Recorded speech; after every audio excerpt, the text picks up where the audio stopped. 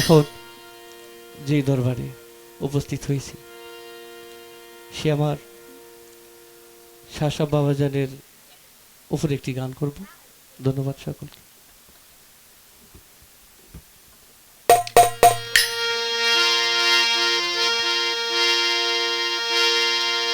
আল্লাহর ওলি ওই শাসা বাবা তুমি জিন্দায়া উলিয়া এই দিনের ভাঙা তরি শাসা বাবা কিনারে দাও লইয়া।